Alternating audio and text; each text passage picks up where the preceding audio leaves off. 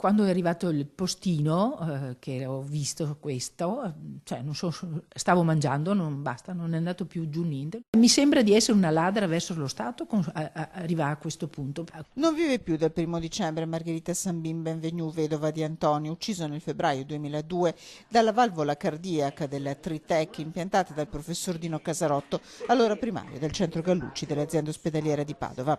Nel 2009, dopo anni di battaglie, un risarcimento di 97.000 euro a lei, 75.000 euro alla figlia Caterina.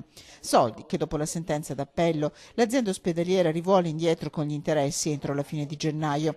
Una vicenda che grida la vera e propria ingiustizia, cui mette una pezza proprio la politica grazie a un emendamento depositato dal capogruppo di Forza Italia Massimiliano Barison. Abbiamo inserito nel collegato un fondo di 300.000 euro che possa ristorare queste famiglie dei danni subiti e soprattutto di quelle che sono le spese che hanno dovuto affrontare, in attesa chiaramente di un giudizio di appello. Tutti d'accordo in Regione per porre rimedio a una beffa vera e propria, in attesa che a novembre 2018 arrivi la decisione del giudice sul capitolo risarcimenti.